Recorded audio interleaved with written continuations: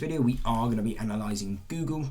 Now, to get straight, or Alphabet, whatever you want to call it. But anyway, to get straight into it, firstly, why are we down near 10% on the close? So we did have their earnings today or yesterday. We saw for the first time ever YouTube's revenues have declined. Ever since Google has acquired YouTube, we have never seen this. So this is really just showing us how weak the ad market is, which is why we saw Snapchat move down 20%. I think that was last week, and that was a good indication into anything that was ad related. Revenues were going to get hit. So now we have Google. If you check out the video uploaded before this, if we were looking through the Facebook earnings, giving you levels for that. But yeah, again, we knew more likely than not they were going to miss estimates just because of how bad ad revenue has been across the board. And Facebook is, well, because of Facebook, they are heavily reliant on ad revenue. Now though, what are going to be those key supports? We're looking at $86 and $83 as those key supports if we continue to the downside. But again, these could really be the bottom, depending on how the Fed rate hikes. So again, we have that later on. But today we had the Bank of Canada, they released their rate hike. It was forecasted at 4%. It came out at 3.75. So again, they're hiking now less than expected, which is key to be noted because the Bank of Canada was really hiking harsher than anyone. And they tend to be more of a leading bank or a central bank as of right now. So they're really key to be watching. We're seeing them hike less than expected. That can be a very good sign for the stock market.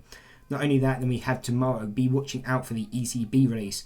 If they hike less than expected, that is a good indication for the stock market. And again, if you saw the Nasdaq today at 10 a.m, you saw it spike. Now this would have been on the Bank of Canada news.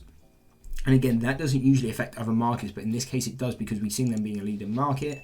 Now ECB, we have that tomorrow. Again, be watching for their release because that is going to affect most likely the US market. If they hike less than expected, markets expect and push to the upside.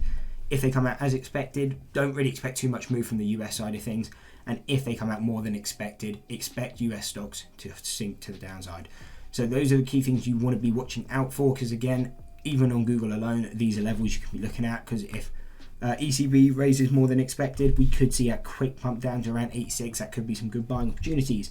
On the other hand, if we start pushing to the outside, be paying attention to 105, the gap fill location.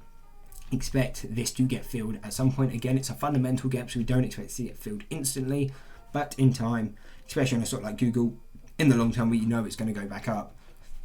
That gap will get filled.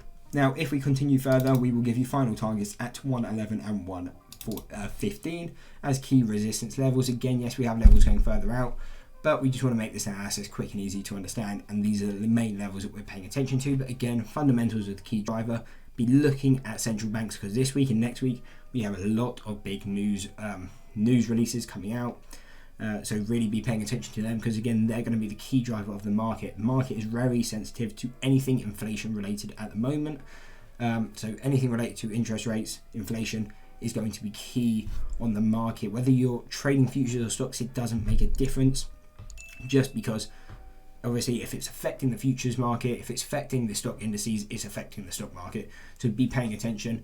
Anyway, I hope you enjoyed the video. If you did, why not drop a like and subscribe and check out one of these 2 analysis videos.